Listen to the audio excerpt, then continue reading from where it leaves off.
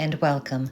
I'm Lisa O'Keefe, and I'm honored to be with you tonight for Binghamton's TEDx Beyond the Binary. Now, we've all heard the word binary before. We've usually heard it in the context of Republican or Democrat, rich or poor, urban or rural, traditional medicine, alternative medicine, guilty or innocent. The examples are endless. But what does beyond the binary mean? Well, it means that we are going beyond. We are breaking free of the narrow, forced constraints of the if or scenario that they have always told us we have to stay in. It means that we're seeing the richness that lives in between and the possibilities that emerge when we stop forcing people, ideas, and entities to follow a set format. Why even TEDxBinghamton has broken away from the binary. Because usually when you see TEDx speeches, you usually see them in a traditional format, usually on a stage with lighting and a nice backdrop. But I intentionally chose a different path. Each speaker will appear in their own home, and that decision was deliberate because it symbolizes going beyond the binary. It means going beyond the narrow constraints of a stage. These conversations aren't limited to one place or one format or one tradition. They belong in the living rooms and the kitchens and the studies and the communities everywhere. By bringing voices directly from where people live and think, we emphasize that ideas are worth spreading and should spread and happen everywhere, because that's the spirit of Beyond the Binary. But I want you to rest assured, what is discussed tonight will fall in the TEDx guidelines when it comes to what we love and have elevated us in our thinking. So today's speakers will invite you to question assumptions and to explore the spaces in between and to imagine a world that honors complexity instead of erasing it. We are being live streamed around the world, so whether you're here in this room with me right now or if you're online, you are part of this conversation. And before I begin, I want to thank all of our volunteers and participants for all of their help with this talk. And now let's go on to our first speaker. So our first speaker is Marcelle, and Marcelle LeBrecht is a theatrical creative working and performing in New York City. But Marcelle is so much more than that. Let's listen to Marcelle's speech. As a child of the foster care system, you're never fully prepared to hear the words, "get out." But if your very identity and ability to continue growing, having been raised, nurtured, and loved unconditionally by those you called and knew as your only family, were also the very ones who could at any moment label you as something to be deemed as less than, truly because you were not biologically their child, would you stay? My journey through homelessness, and yes, the phrase through versus overcoming applies, as many lessons helped shape and guide me towards this unapologetically proud, non-binary creative you see before you. My journey through homelessness was one fraught with battles, constant and at times never-ending. Consuming nights where even my privileged upbringing and ability to see the world in the right way was constantly brought into question, and my point of view was one that shifted daily, offering the rarest of insights. From my initial comfort and security to one of absolute survival, fighting to not only be seen, but to also be deemed deserving of basic human needs. How did my identity become the one thing that turned my once close relatives and the people I had known into complete strangers? Now memories in photo albums tucked away in some dusty storage locker? Well, it began with two questions. Who was I becoming, and where was I meant to be? I was then an adopted male-identified BIPOC, chubby-cheeked and wide-eyed, a bundle of nervous energy, just desperate to fit in and find like-minded people who not only resembled who I was, but what I wanted in the world around me.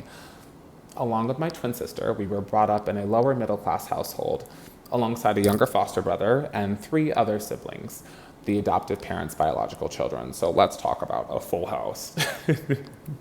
While the responsibilities of being the oldest of the younger siblings was not one that particularly fell on my shoulders, the emotional toll of knowing that I held a majority of the previous biological and now current adoptive familial name and legacy was one that began to take effect upon seeing how my younger siblings navigated social circles. a younger adopted brother who began using drugs, becoming violent when coping mechanisms and therapy sessions couldn't address their traumatic stressors, and a twin sister, while once bonded and almost inseparable at birth, began distancing, eventually so much so that even transferring school systems allowed for access to heavy alcohol and drug use, that my ability to view our once perfect and whole family unit, now with its cracking exterior, just became a heavy burden to carry. With such a shifting and chaotic family life, this change forced me to begin hiding behind my books, living between reality and dreaming of something greater than a life outside of our small town. So as a way to cope and escape from the chaos, I began pursuing dance and private piano lessons, as well as increasing my theatrical knowledge, studying librettos and scores and listening to musical theater soundtracks. But even despite this burning desire and passion for the creative and performing arts, stood a darker and more difficult truth to accept: that I never truly belonged within this community. This was one I had always known, but what truly impacted and resulted in these traumatic inner battles was my eventual and horrified acceptance that my queer identity was not only an offense that would forever be a persecutable one, but was one that would cause a communal rift with no recourse should I decide to continue down its path. The local community had previously and brutally persecuted others who were open in regards to their identity, especially individuals who were BIPOC oriented, many who either transferred to other areas or school districts or found other darker ways to cope with their demons, and I was already losing a fight that I wasn't even well equipped to fight in. As household turmoil grew, slammed doors and screaming matches now daily occurrences, the worn and weathered spines of books that had once been the fortresses of safety and security for my mental state could no longer contain my frustrations or attempts to hide my true nature of being someone our community would deem different. Supplementing my feelings with food, my jealousy towards both younger siblings, rising popularity statuses, and my twin sister's ability to freely live and explore her femininity, my being the only BIPOC presenting male struggling to exist in a sea of Caucasian students assisted in making me the easy target. The clear communal racial divide, coupled with my added discovery of my possible queer tendencies, forced me to choose to hide my identity behind a religious faith to feel a sense of communal belonging. While politically this was not to be taken lightly, as the community that I had hidden in constantly bashed and spoke out against those who lived lives I was considering identifying with, and that harmful rhetoric even applied to those people I closely affiliated with, and that mentally began to destroy me and force me to hide who I was possibly becoming. I was unable to protect myself from those harmless religious zealots, and unable to bear the thought of being even more different than the communal token black sheep that I was already becoming. I was deemed a freak, too much and too different, that my adoptive parents finally realized my cries to be seen as a person who was exhibiting the very tendencies that threatened their very need for keeping the lives of their world private, a pattern of institutionalized conversion rehabilitation disguised as religious therapeutic inhibition rehabilitation would repeat until my senior year, leaving me ridiculously overweight, medicated, domesticated, now afraid of speaking up or against anyone, and reminded that my identity was just a phase and nothing more. During this time, I can't explain to you the intensity of the feelings associated with being institutionalized, those feelings of self-doubt, worthlessness, overwhelming sense of loneliness. They were enough to drive me and at times to display those suicidal tendencies. I knew this wasn't who I was, but anyone in that age didn't have the ability or even the vernacular to effectively and authentically communicate those intense feelings of loneliness and separation when from birth is all you've known and have been told. With each inpatient visit, bouts of depressive episodes would last days, and the trauma associated with being a prior foster child, and now at my most vulnerable, I felt that I was never even worthy of being loved. The moments of solace were few, and my only positive interactions were with the very few queer youth that were vocal about their identity. And we spent hours bonding over our reasons why the people around us didn't or couldn't fully grasp our reasons for wanting to live the way we wanted, instead forcing us into treatment for our condition versus accepting the new reality and working together with us to come to meaningful and impactful ways to move forward with us. While my internal discussions manifested themselves into full-blown eating disorders and struggled to accept both the new outward and inward versions of this person I was becoming, my inner demons, now quelled due to heavy medication and inability to rebel and speak out against any authoritative figures, granted me a second chance to continue my education in a stupor. I was finally discharged from the constant inpatient rehabilitation programs. Despite being at the bottom of the educational bracket, I was still unable to escape my living situation.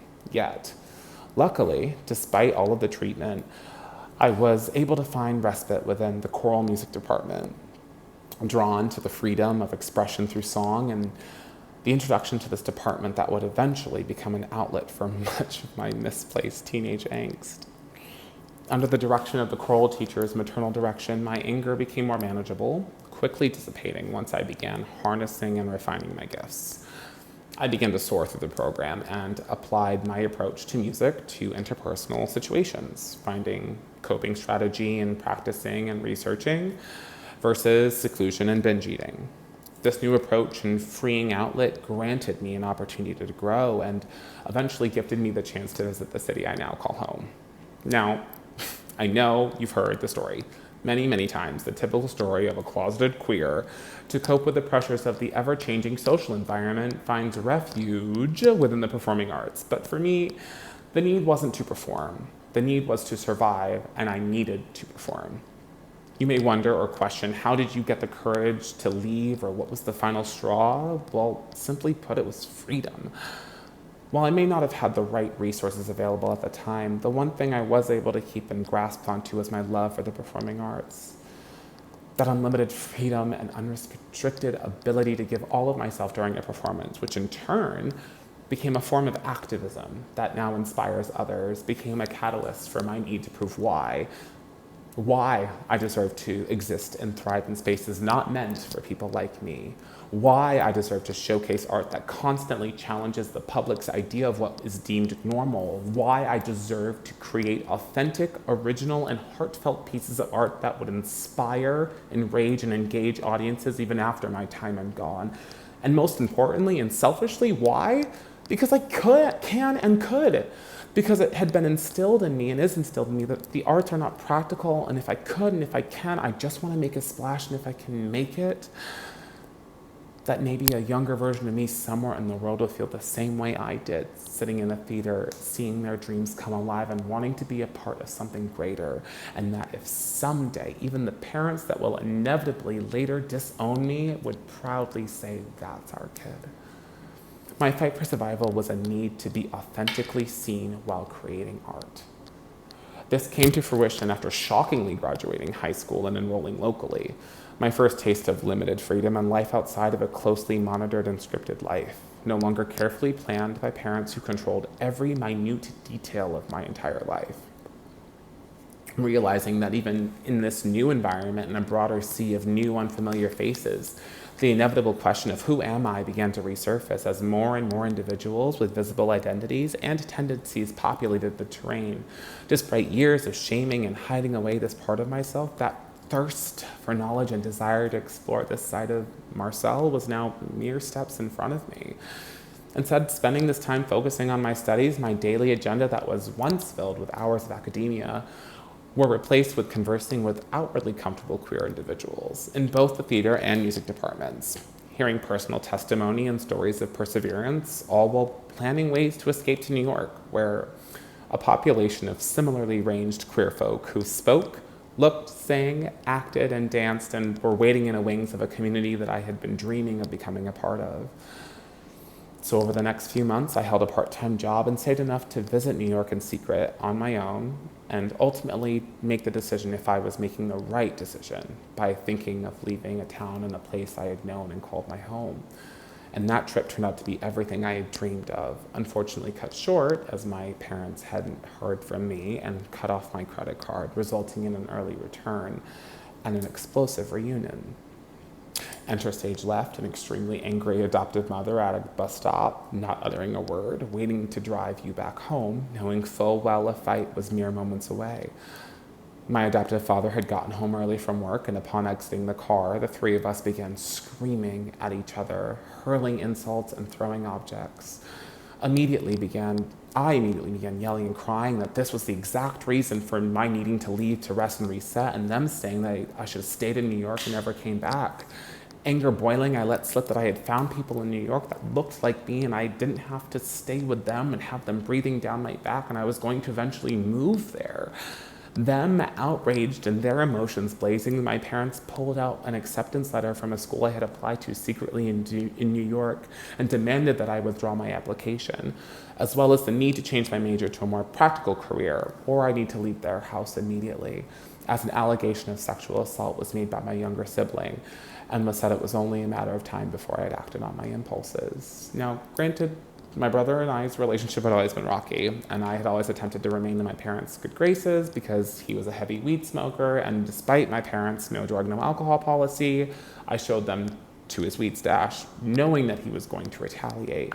But I assumed the SA allegation was a new low, and I was absolutely beside myself. And even with my parents' new requirement, they wanted me to go into the police station and get a written statement from an officer if I wanted to continue living within the house. And with that mandate and seeing what little of my life was left and going up in flames, I agreed. Despite the details after this point becoming fuzzy, I remember the next day being asked if I had made a decision. And while slightly confused, I responded with a vague answer. Her response, "Get packing. I want you out of our house before your father gets home, or I'm calling the police and having you escorted out." I didn't think my parents would have actually meant or stood by such a threat, as I was their child, or I had always been considered a part of this dynamic. And to be tossed aside so quickly was absolutely devastating. Packing what little I could now quickly, I purchased a one-way ticket to New York and begged a friend to take me to the bus stop. Boarded that bus, and I never looked back. Months went by and I tried reaching out, receiving nothing but radio silence, later finding out through local contacts that I was quickly erased from the household. Any pictures or art pieces, any presence of mine was completely stripped and torn down as if I had never existed. Which begs the question, was I someone deserving of this familial rejection? Not once, as my biological family didn't want me, but now my adoptive family as well. Was my choosing to live a life that was authentic to my identity and career aspirations more important than my housing and personal relationships? Am I truly what society would label trouble or problematic? For many of our openly queer or bi-POC identified youth who journey through homelessness, society would use many of those qualifying labels and what I would personally condone as trigger words, or words meant to add to the harmful and incorrect stigma surrounding those where situations present unfortunate circumstances, and a need for basic human compassion and dignity does more for one's health and well-being than being referred to as a case number or a file folder to access basic services. While on the bus, I was happy to be returning to a familiar area. I didn't have a job or an apartment, just a few dollars left over and a binder full of sheet music. So quickly typing in a housing for 17 to 18-year-olds, a local shelter catering to youth popped up on a search engine, and I walked down from Port Authority. The security officer dropped the news that the facility was at capacity and presented me with a packet of possible other locations, apologized, and wished me luck. As I was about to resume my music and walk away, he called me back, grinning, and said a bed had just opened up and to head on inside and welcome. I can't tell you if it was God, if it was fate, or some other universe-focused energy that played a part in my ability to rest peacefully. But confidently, I thank whomever was looking out for me that night, as I don't know who could have taken advantage of the scared country boy that was stuck in the city. My time in this shelter was a culture shock, for sure. Never did I anticipate seeing openly trans women in all stages of transition navigating programming and accessing resources, people from Spanish-speaking backgrounds conversing and collaborating, creating with youth from Asian Pacific backgrounds. While my sheltered upbringing provided a level of privilege for how the world operated and how certain conversations can and should be held, my social and interpersonal skills lacked real-world exposure and application. It took years, many years of taking full advantage of mental health and community building services to help put me on track to supportive independence, guided care towards advocating not only for myself, but for others, or similarly previously lived experiences where others' voices can enact real change. Watching a once struggling organization with zero LGBT education or competency training is now one of the leading providers in its field, with myself as one of its alum and one of its on-call guest speakers. As a society, it's our job to challenge what we know, which means to erase and rewrite pre-existing text. Rewriting the binary as it pertains to our youth doesn't always mean directly relating to our cisgendered male and female unhoused youth. Each person, each youth story is unique, is layered, complex, and completely deserving of respect, and an ear that's open to critique that might be negative and positive in its remarks. No one is deserving in this life, and is instead deserving of unconditional love and respect and unlimited access to resources without strings. Almost a decade later, I am proudly standing in my identity, my artistry, my past, and my journey through homelessness is unlike any other, and I wouldn't change it for a thing. Our next speaker is somebody who is a data analyst manager and has co-founded 2 startups by the time he was only 20 years old. So he's been featured in CNBC, Fox 21 News, Business Insider, and many more. Let's welcome him. Hi, my name is Sohan Sethi and I'm a data analytics manager and a LinkedIn creator. And today I would love to share about what life has taught me about thinking beyond the binary. They say life is simple. You win or you lose. You succeed or you fail. Yes or no, black or white. But life is really that simple. The truth is, most of us live in the gray spaces, the areas in between. And yet, the world keeps trying to force us into boxes we don't belong to. It tells us to choose sides. You're either successful or a failure. You're strong or you're weak. You're either cool on Instagram or you're not. But neither of these are often true. Let me give an example. One day when I was 14 years of age, I wanted to go out with my friends to a new burger joint which I recently opened in our city. I asked my father for $1. Just $1, enough for a burger. He looked at me and politely said no. At the time, I was heartbroken. To me, it was binary. If he gave me the $1, he loved me. If he did not care about my happiness. But as I grew older, I realized it wasn't rejection. We were going through hard times financially within the family. He could have given me the $1, but his no wasn't about love or care. It was about teaching me the value of money, of resilience, of survival, which I greatly value today. That day, I walked away disappointed, but I also walked away with a seed of wisdom. Sometimes no doesn't mean the end. Sometimes a no is shaping us for something bigger. However, the binary thinking I see around us in the world today doesn't just oversimplify reality, it does more harm than we realize. In society, binaries create division. If you're not with me, you're against me. It leaves no room for dialogue, no space for empathy. In our identities, binaries force us to choose one label, when the truth is that identity is layered, evolving, and deeply personal. In our personal life itself, binaries distort our self-worth. One setback feels like total failure. One rejection feels like we are not enough. We begin to shrink ourselves to fit categories that were never designed for us. And in doing so, we lose the richness of the possibilities of what we could actually become. Let me give you another example. Almost 4 years ago, after I finished my undergraduate studies, I faced a choice. Stay back in India, close to my mother, or take a leap into the unknown and pursue my master's degree in the United States.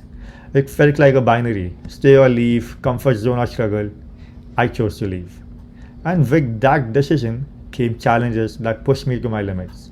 I took an education loan of over $50,000, a debt so heavy it often felt like a shadow was following me everywhere. I worked 15 hours a day, balancing classes with multiple jobs just to cover my basic expenses. I navigated the loneliness of being thousands of miles from home, missing my mother, missing the comfort of home. I lived with the constant fear of failure, 3,000 plus rejections until I finally landed a full-time job. There were nights I felt exhausted due to long days at work. There were countless mornings I woke up questioning if I had made a mistake. And finally, there were evenings where the weight of it just all felt unbearable. And yet, those were struggles that became my very teachers. They stretched my perspective, broadened my horizons, and taught me resilience in ways that comfort never could. It wasn't simply about leaving or staying. It was about stepping into the spectrum of possibilities that only exists beyond the binary. Today I am doing well, making a significant impact in my field. The very distance that once felt like a sacrifice has become a bridge for endless opportunities. Now, when I look back at my life, I see that my father's note taught me that love can hide in discipline. My journey as an international student taught me that sacrifice can open doors to new horizons. These lessons reveal something profound, that binary is too small for the human experience. Life isn't about choosing between two shades, it's about embracing a myriad spectrum of colors. And rejection isn't a failure, it can be a redirection. Vulnerability isn't weakness, it can be resilience. Struggle isn't the opposite of love, it can be the proof of it. So now the question is, how do we move beyond the binary in our own lives? Here are a few actionable steps that you can practice on a daily basis. First, pause before you judge. When you find yourself thinking in extremes, success or failure, good or bad, simply pause. Just ask, what else might be possible here? Second, redefine success. Instead of asking, did I win or lose? Just ask, what did I learn? Who am I becoming? And lastly, expand your lenses.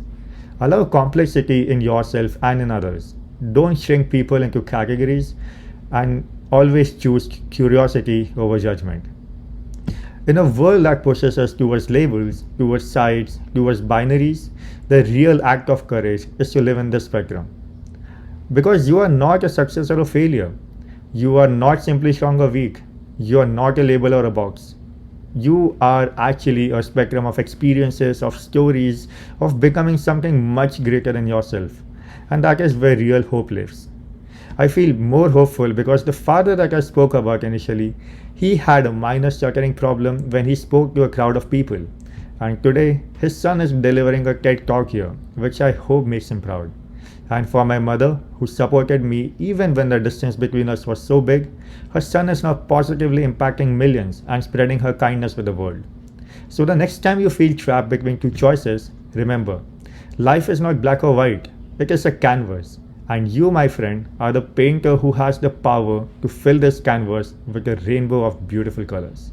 Thank you. Our next speaker is Jim Coleman. Now, Jim Coleman was raised on a family farm in Lexington, Kentucky, went to Wall Street, and back to that farm. Now, let's listen to Jim Coleman talk. 1930, America had 6.8 million family farms. Today, we have 2 million family farms. Today, according to a study by American Farmland Trust, we have 940 million acres dedicated to agriculture and farming, but we're going to lose up to 18 million acres by 2040. And most of it will be done through urban sprawl. Right now, American farming is living the perfect storm. Our population all over the United States is booming, especially in beautiful communities like I live in, like Lexington, Kentucky, Cincinnati, Nashville. These beautiful communities are affordable, they're beautiful, they've got great universities, and people are leaving these big cities and they're going to these beautiful cities. And as a result, it's putting enormous pressure on these local communities to satisfy the demand for housing. Everything from multifamily housing to single family homes. And these communities are taking the steps of buying up farmland. And you've got the average age of farmers out there, which the average age today is 58 years old. And they're getting their doors knocked on by big developers offering $100,000 up to $150,000 per acre. And with all of the stress that they're under, they're taking these deals. And we're losing farmland by the minute. On top of that, today, large corporate farms, as well as just large family farms that are in the conventional commodity-based farming, they're having a really tough time. All the input prices on fertilizer and all the things that go into running a farm everything from there is going up. While at the same time, you've got commodity prices of what they're able to get from the market, those prices are going down. They're being cut off internationally by the tariff wars that we're currently having and losing business that you used to have and you could rely on from China is now gone. They're having a tough time. And it's putting pressure on them to even stay in business. And it's making it where it's even easier to accept a developer's offer. On top of that, the demand for food in the United States, because our population is growing so aggressively, the food demand right now is at an all-time high. More than 46% of the food that we eat, especially in the area of vegetables and produce, 46% of that is coming in from foreign countries. And we're getting less reliant on local farmers to produce our local vegetables and produce and all the meats that we enjoy. On top of that, you're looking at the next generation of farmers. It's a tough, weak bench right now. Young people want to get into farming, but for those who've grown up on the farm and seen mom and dad really suffering trying to just hold on to the farm, they want nothing to do with it. 63.5% of aspiring farmers are women, and they want to get into it. They want to, quite frankly, open up organic farms. They want to give back to nature. They want to create jobs in their community, but they can't afford to buy farmland because the prices are going up so fast. They don't have the operational experience because they can't get it fast enough to be able to operate a farm. And all the things that go into managing an operation are at an all-time high in cost. So we've got a very difficult time attracting talent into farming because they don't see it as a profitable value proposition. And for those who want to get into it, they can't afford to get into it. Many of them have college debt. They've gone to school for 4 years at a great university, and many are graduating with $50,000, $100,000, $150,000 or more in debt. So oftentimes they already have a mortgage. And when the banks look at that, they're like, you know what, you need to get a job. You need to stop worrying about going in your own business and pay off this first mortgage before you ask us for a mortgage for a farm. So that is making a ton of pressure on the whole farming sector. We've got to find a way to change this dynamic and what's going on. I want to share with you of what's happened to my family's farm over the last 137 years. My great-grandfather, James Coleman, was born on the farm that I own today here in Lexington, Kentucky.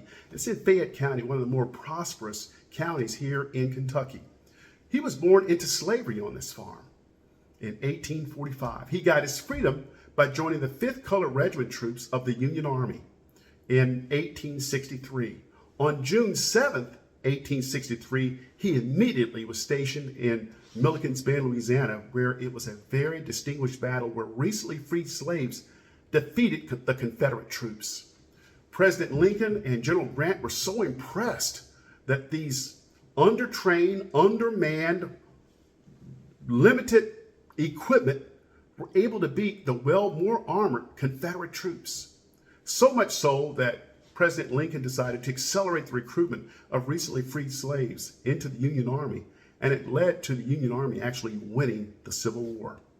My great-grandfather came home in 1865. He got promoted all the way to sergeant, and he came back home here and had his beautiful wife, Lucy, with him, and they got married here in Kentucky, and they purchased the land that he had once tilled as a slave. And the way he was able to do it is that Booker T. Washington, who was an incredible leader at the time, very innovative, found a way to encourage African Americans through their church by creating the Union Benevolent Society that encouraged all of these different communities, these African American communities, primarily in the South, to pull whatever little bit of funds they had together to create pretty much like a GoFundMe or a fund that they had locally that they created themselves because they could not get loans from the mainstream banks. And as a result, all the members of the community who wanted to buy farmland now had access to capital.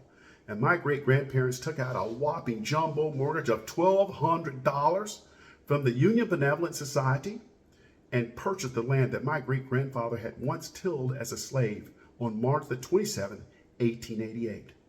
They had a total of 6 kids on the farm: William, Sam, George, and John, my grandfather. And they also had 2 beautiful daughters, Susie and Sally. And they were vibrant. This community called Udingertown that they lived in was a modern day Wakanda. They traded their goods in the community. They bought from each other. Everyone in the community owned land. They were making money. They were sending their kids to different universities, primarily historically black colleges and universities. And they were thriving The next generation, my grandparents took over, and that was John and Molly, and they raised a total of 7 kids on the farm.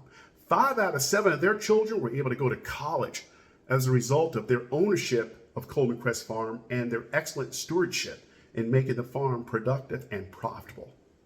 My parents, Sam and Cleo Coleman, they had met at Kentucky State University and graduated from Kentucky State in 1949. They took over the farm when my grandfather, John, passed away. His wife, Molly, passed away a lot earlier, and now John was left with the farm, and he passed away in 1949. And my parents, Sam and Cleo, took over the farm, and they got married in 1950, and they raised a total of 5 kids on the farm, and I was one of them. Coleman Crest Farm was a vibrant farm. I became the manager of it when I was 12 years old. My father came home one day and said, "You're in charge." I said, "Daddy, what does that mean?" He said, "That means you take care of everything." And I loved the challenge. He said, "You're going to get paid 3 hots and a flop." I said, "Daddy, I'm already getting that." He said, "You are, but you're going to start earning it from this day on. And on top of that, I'm going to send you to college just like I'm sending your brothers and sisters." He made do on it. My mother always wanted me to go to Howard University. She said, "Baby, you're so smart. You're like those Kennedy boys. They went to Harvard. We're going to send you to Howard." And they made do on it. And the night before I left to go to Howard University, my father had me to come into their bedroom, and he said, "Reach in that drawer," pointed the drawer that they had. And I reached in it. He said, "Look at that envelope in there that says Citizen Union on it." And I opened it up and I looked at it. He said, "How much does that check say?" I said, "It says $10,000. He said, "Howard University is $1,800 a year. I put a little extra in it, but that's all we've got. I saved the $5,000 from all of your hard work, from the profits that we had, and you managing the farm, and I took out a note of $5,000 on the farm. You're going to need to pay that $5,000 off, and I'll be dead and gone before I do, so don't lose the farm." And I was well on my way. I was on my way to trying to go after the American dream. An American dream that included finding a beautiful wife, my wife Kathy, who was the prettiest girl at Howard University. And I saw her for the first time. I said to my good friend, I said, "Babe, Kathy Clash is going to be my wife." He said, "Buddy, she's pretty and she's smart. She wouldn't have either one of us." Well, I succeeded. On June the 2nd, 1984, Kathy and I got married on campus, and we took off in an incredible journey. We lived in 13 different cities over the next 27 years. She worked for Oracle. I had worked for Pepsi and Philip Morris USA and Oscar Mayer and American Express, and I ran economic development for Prince George's County, Maryland, and Westchester County. We had a beautiful home in Scarsdale, New York, and we were just living the American dream. Unfortunately, Kathy lost her life to cancer in 2020. And so I decided we had purchased the family farm from my mother, and we became 4th generation owners of Coleman Crest Farm in 2001. And it had just turned into a forest. And it was looking just how I was looking and feeling, lost and abandoned and very sad and depressed. And so I decided to sell our beautiful home in New York after Kathy passed away, to come home to restore my heart and to restore my family's farm. And I'm pleased to let you know that I made a big announcement. Mayor Gordon, our mayor, and city council, and everybody came out to my big sound off on what I was going to do with this beautiful farm. And I said, I want Coleman Crest Farm to be the first African-American owned farm in the state of Kentucky to be certified organic by the USDA. I want to create an aspiring farmer program. I want to celebrate our farm and our community through agritourism. And I'm going to build a brand new house. 5 years later, mission accomplished. Last year, we had a record year. On 1.4 acres of farmland, we had over $100,000 in gross sales. And more than 90% of what we produced was shipped through a partnership called Feeding Kentucky, and we shipped it to local food banks, where we were providing 100% all natural, fresh, locally grown, organic produce to our fellow citizens that didn't know where their next plate of food was going to be coming from. And it has just been an exciting time. I opened up the new house here, had it built, and that dream came true in 2023. And today I'm hiring members of my community that need good jobs. I've got interns working for me this summer, and they're having a blast. Bottom line is that farmland creates a dynamic explosion of growth and prosperity for our communities. We've got to find a way to preserve our farmland, while at the same time, we've got to help our local community leaders to satisfy the demand for housing. We can meet conflicting objectives. We've got to provide incentives to developers and our local communities to be able to penetrate. That's what I learned at Pepsi, of how do you focus on building in the existing store that you have, which that means you've got to be able to help mayors and council members and city planners to find better ways to improve their zoning and their permitting so they can build more housing in their cities versus through urban sprawl. We've got to find a better way of better supporting our aspiring farmers. We've got to help universities like the University of Kentucky and Kentucky State. The UK came up with a new aspiring farmer program through a grant with the USDA, and we've got to help our universities to get the grant money and the resources they need to be able to help our next generation of farmers so they don't have to rely on the commodities market and they can replicate the success of Coleman Crest Farm, not just on sending their kids to college, but also having their farms where they're profitable and they're not price takers, but they're price makers by offering premium locally grown organic foods here in their local markets and charging a premium for it so that their farms remain strong, powerful, and sustainable for the future. And then lastly, we've got to be able to work with the private sector. We've got to find new and innovative ways to help all of our aspiring farmers and our existing farmers to refinance and to hold on to their land. We've got to be able to help them to do it in a way where the cost is lower and where the profitability is high if they take the financing and they can get it paid off and create the right kind of revenue streams to offset that debt. We've got to have partners in the private sector, from hedge funds to private equity funds, to be able to work with the government and with universities to be able to create the similar concept that Booker T created called the Union Benevolent Society, that literally changed the lives of for my family, over 300 of my great-grandparents' descendants over the last 137 years. We can do it. We can bring back agriculture, we can bring back farming, and we can make farming profitable. We can help our working families and we can help aspiring farmers to succeed. We can help direct our current farmers to be able to hold on to their properties by helping them and educating them on diversifying their crops and not relying on the whips and ups and downs of the commodities market. We've got to be able to help them to grow locally and preferably organic produce to where they can get a good premium price and to be able to sell directly versus having to work with the middleman and being able to get their goods to the market. It's going to make us all healthier, and it's going to make our farms more successful, and it's going to make our farmers wealthier. I know what it's done for my family. And again, my great-grandparents, with their courage and their determination of being able to seize the moment, even after being slaves, they were able to capitalize on the moment and to get financing that they needed, as well as through literacy, through the Julius Rosenwald School, one of Booker T's other friends. He created these one-room schoolhouses in local communities throughout the South, in African-American communities, where now they had access to literacy.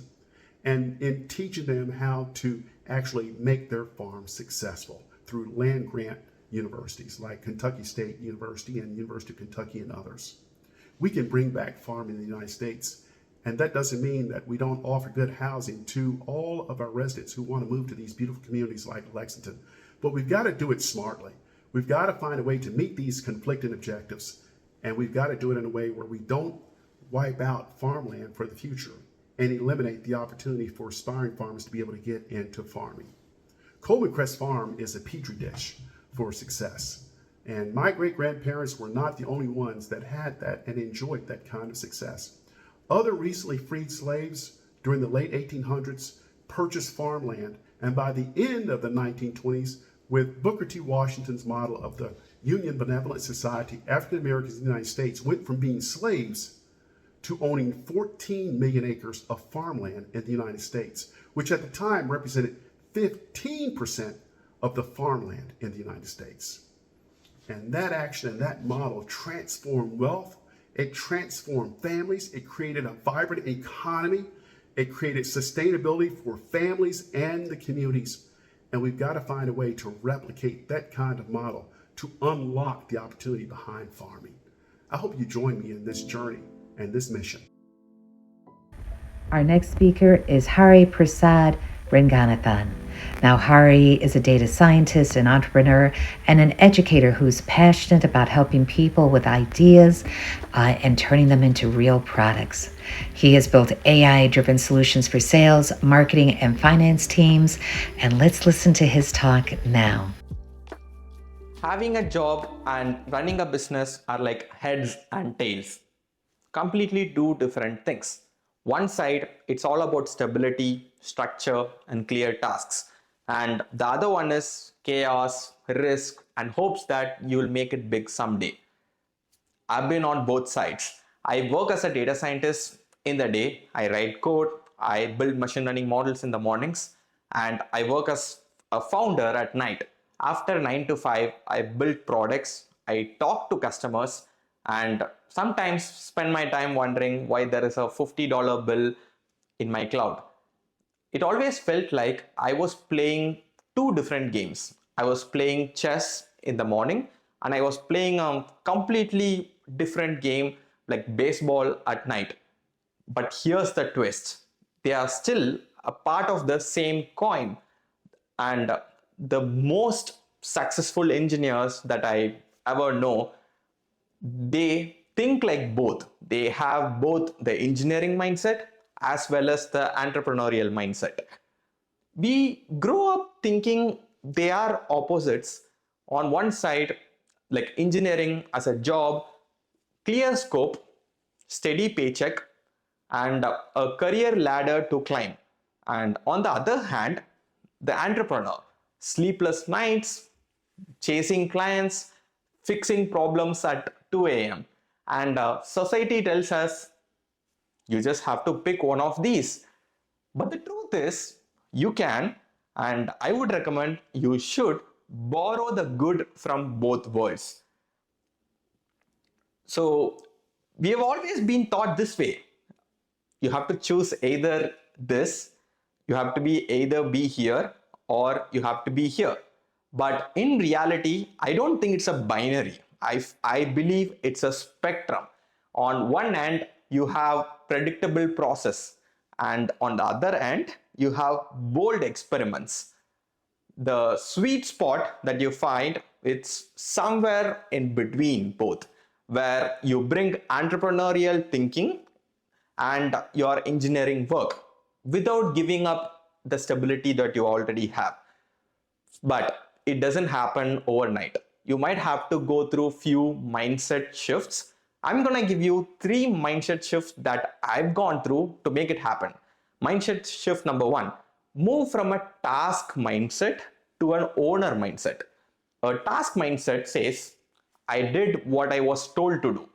And owner mindset says, I made sure the problem was solved. So there was a study. In 2019, McKinsey did a study and found employees who took ownership performed 3.5 times better than their peers and got better promotions. So before you start any task, ask yourself, if this were my company, what would I do differently? That one question changes how you code, how you design, and how you prioritize. And let's go to mindset shift number 2. Stop thinking only about internal specs and start getting obsessed over your end user or your end customer. So it's easy for you to get lost if you're working, especially like a data scientist or software developer. You look at your Jira tickets, like sprint planning, and you forget what the end goal is. But your customers don't really care about your internal process. They don't even care about your efforts. They care about what they experience.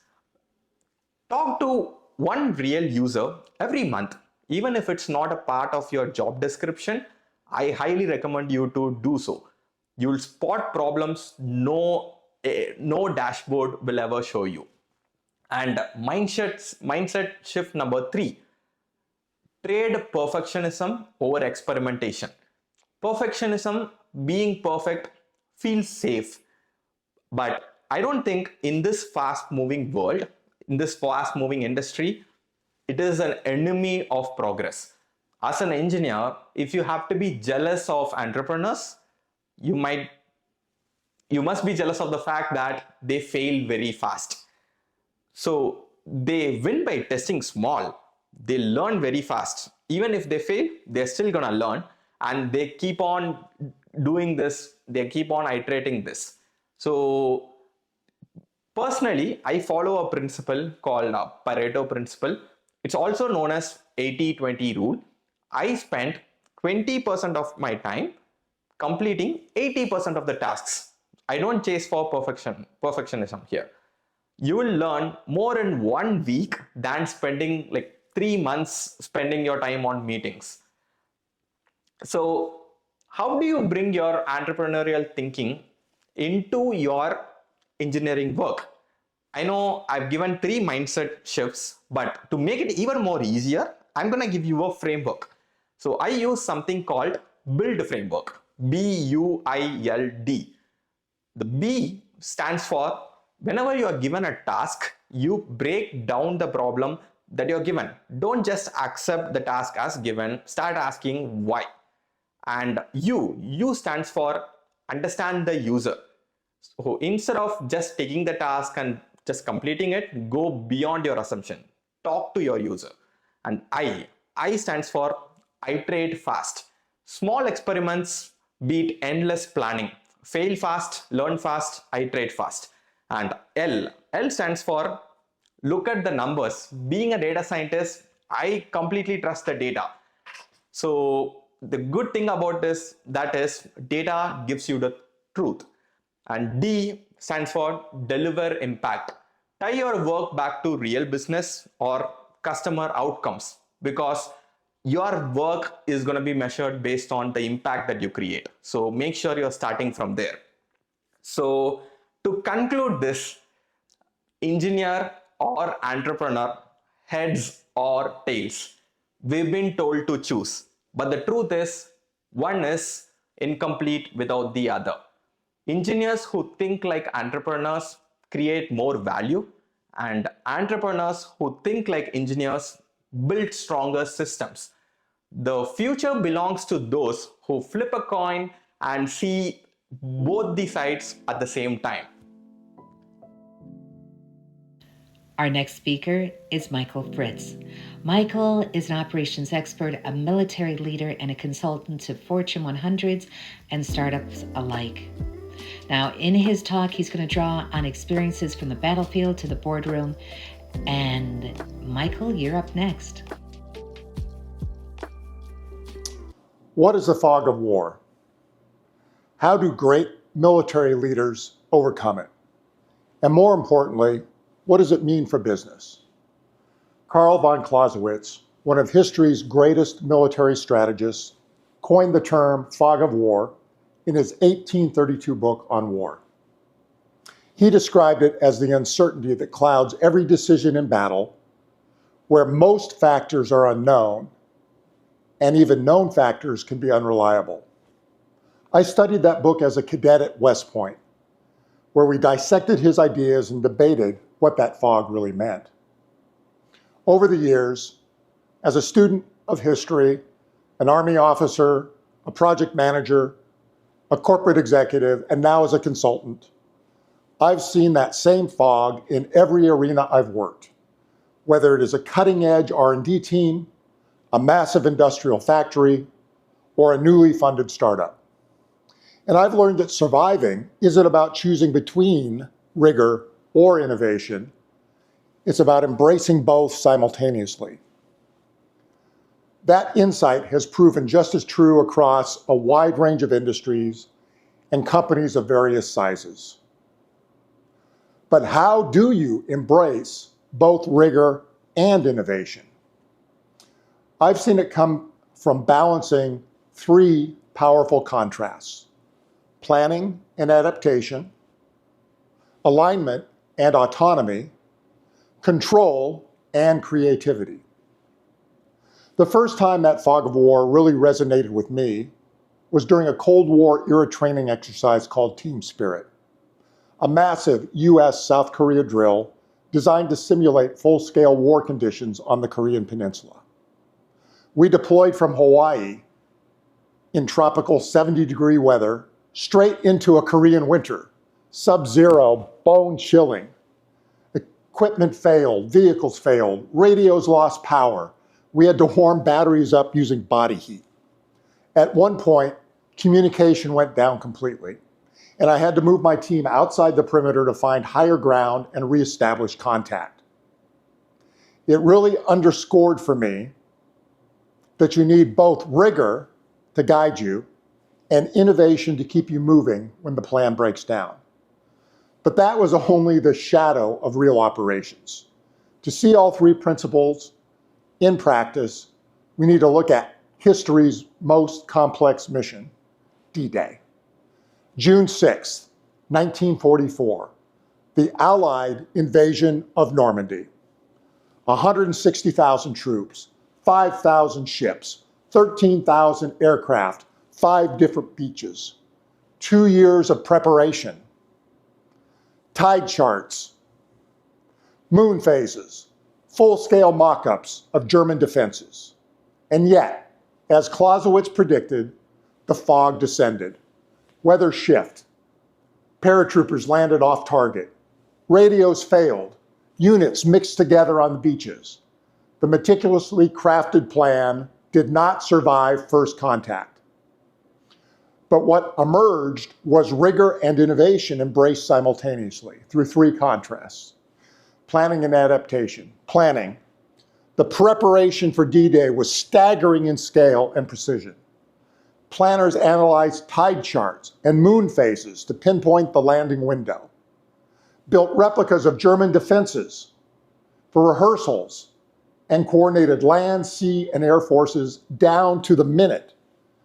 It was one of the most meticulously planned operations in history, the epitome of rigor. Adaptation. When chaos hit, wrong landings, scattered units, soldiers improvised. Paratroopers who dropped miles from their targets formed ad hoc groups and attacked whatever objectives they could find. Infantrymen diverted around impassable terrain and cleared unexpected obstacles using whatever tools they had. Those adjustments on the ground kept the assault moving when the plan no longer matched reality. Alignment and autonomy. Alignment. Every soldier knew the objective. Secure the beaches, establish the foothold. This clarity came from what the military calls commander's intent. A simple statement of what must be achieved and why it matters. Even when communications broke down, everyone knew the purpose. Autonomy. With radios dead and units scattered, small groups acted independently but toward the same goal. Commander's intent gave them the confidence to improvise without waiting for orders. Control and creativity. Control. The largest amphibious operation in history required synchronized timing.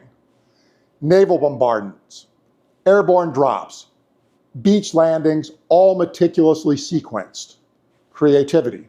Amid chaos, troops repurposed equipment, turned obstacles into cover, and found unexpected routes inland.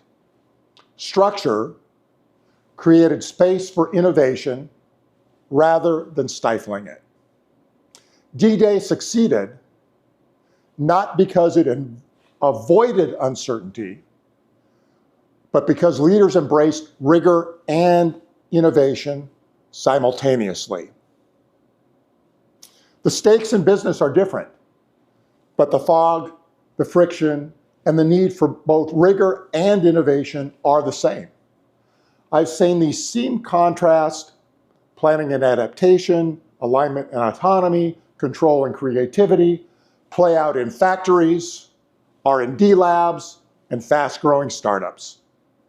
Let me show you 3 examples. Planning and adaptation. Planning.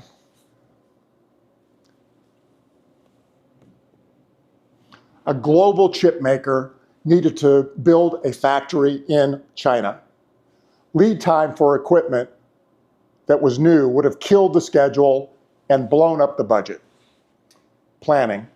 We helped design and manage a massive tool reuse program, coordinating over $300 million tools across multiple regions and suppliers. Adaptation. We tracked logistics, validated compatibility and upgrades, and adjusted constantly as the situation changed. Shifting timelines, shipping delays, and real-time challenges on the ground. The result, over $20 million saved and a factory ramped on schedule. Planning paired with adaptation under pressure. Alignment and autonomy. Another client, a Fortune 500 semiconductor equipment manufacturer, struggled with silos. 9 business units across 7 regions. Brilliant R&D teams, but inconsistent tool installations, rising costs, and slow response times. Every business unit, every region felt they were special, each convinced that their way was the right way. Aligning them was difficult. Alignment. We built an enterprise-wide program management office and unified systems across all regions and functions. We applied what in the military is called commander's intent, and in business we call strategic alignment. Clarity on the mission and why it mattered, combined with personal connection to the outcome. Autonomy. We gave them the core structure, but also offered controlled autonomy, so they could adapt to local conditions while still staying consistent with the rigor of the larger system. The outcome? Installation cost down 40%. Utilization increased 15%. Response times 10 times faster. $40 million saved year over year. Strategic alignment gave purpose. Autonomy unleashed ownership.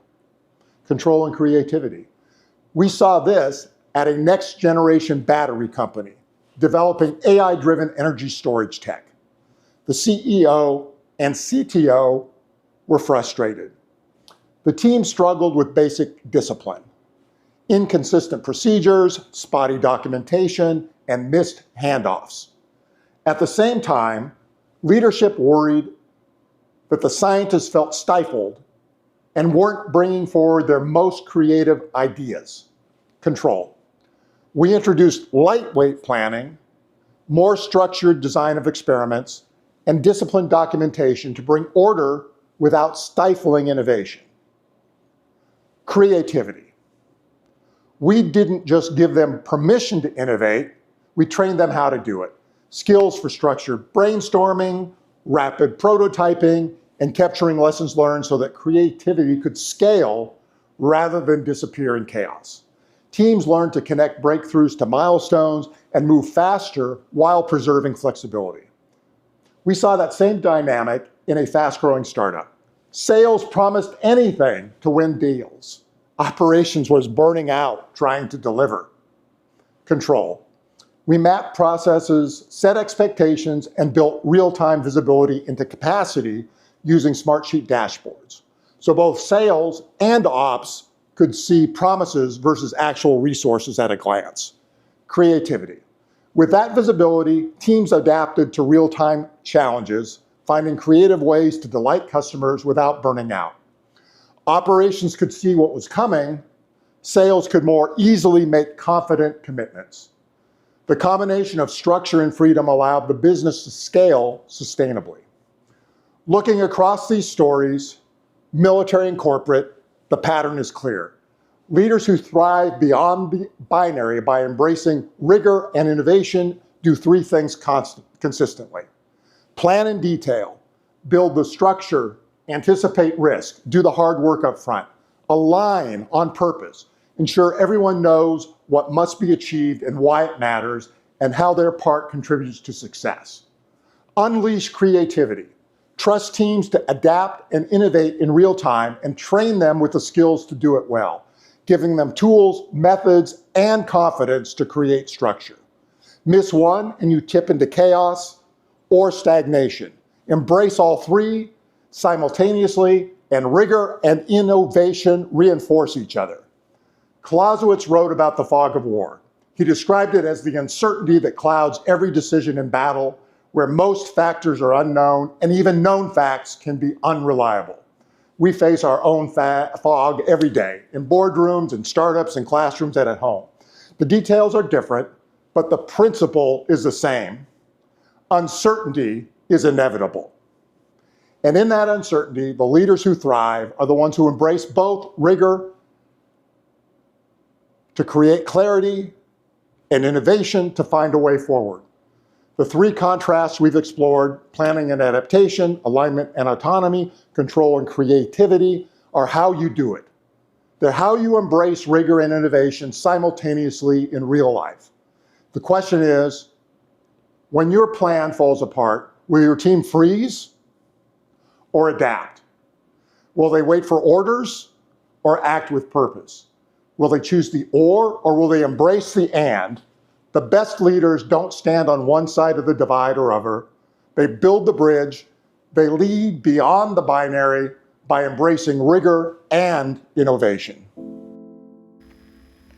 Our next speaker is Sanja Ramana. Now, Sanja is a data and AI engineer in New York City, and she is known for producing tech and career content online. She's a graduate of Columbia University and a Tesla scholar. Let's listen in to her talk. I'm not a mind reader, but I know this. I'm sure you have used ChatGPT at least once in the past 24 hours. All of us do. It has become the new way of information discovery. If you go to ChatGPT now and ask, what was the most significant event of 2020? ChatGPT would spit out facts. The world faced the global crisis of coronavirus. X number of people suffered, Y number of people survived, travel restrictions, mask mandates, remote work culture, all facts. Data points drawn from the vast amount of information available on the internet. Undeniably useful information. Now, I asked my mom the same question. What was the most significant event of 2020? Her answer was also COVID, but it was a little different. She emphasized how she got to spend time with the family after 20 years of working in person. How anxious she felt every time the phone rang. How worried she was with the uncertainty everywhere. These were all facts as well. Human-centered emotion. Today, we live in a world overflowing with data. Massive amounts of information, terabytes upon terabytes of training data for large language models. Alongside this, there is also human-centered data, drawn from lived experiences, knowledge, and everyday life. Both have their merit. Both perspectives are important. But the question remains, can we completely trust AI-generated data more than human insights? Or should we stick to human perspectives, which are real, subjective, but definitely flawed? I'm a data engineer. I collect, manage, analyze, and present findings from massive amounts of data. I get paid to find the right data for everyday need. And from experience, I can tell you this. Real insights don't come from choosing one side. They come from combining them. Because here's the truth. People are drawn to both. Some people today are trusting AI models more than their own doctors. Chatting with AI as their therapist, seeking virtual medical advice. While some others have a strict no AI policy and they only seem to trust human gurus online. There are so many debates on why one is better than the other. But did you know? Both of them are identical in many ways. First, both of them hallucinate. AI makes up random data when it doesn't have enough information on the subject. And humans, they draw conclusions from vicarious experiences. Both datasets are biased. AI reflects the biases from its training data, and humans, they carry biases from culture, upbringing, and personal experiences. And most of all, both are inconsistent.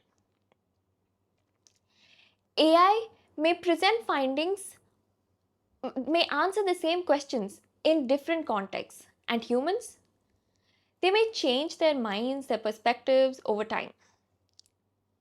So, stop wondering if AI is better than humans or not. It's not about AI or humans, facts or stories. They are not competitors, they are collaborators. When we learn to work with this data together, that is when we find rich insights. Here's how it would look in practice. First, we have to make sure that we are tracing the source because transparency matters. AI can use information that can come from anywhere. You can't trust it fully. Humans have memory, they fade. AI datasets can be biased, and it is extremely important that we know the source. That's how you gain confidence in the insight. Then, we cross-reference it with multiple sources. AI may summarize information from multiple sources, and humans, they bring nuance and emotion to the table. Perspectives make it richer, and multiple accounts make the data more trustworthy. Finally, we should learn to embrace every dimension. Data can tell you facts. Humans can tell you why it mattered. Don't overlook any dimension because imperfection is beauty. In the end, it's not a battle between AI and humans. It's recognizing what each bring to the table, and together we can form a full story. Thank you. And that concludes our TEDx Binghamton talk. I hope that you enjoyed it. I hope that it opens your minds and questions the binary. Thank you so much.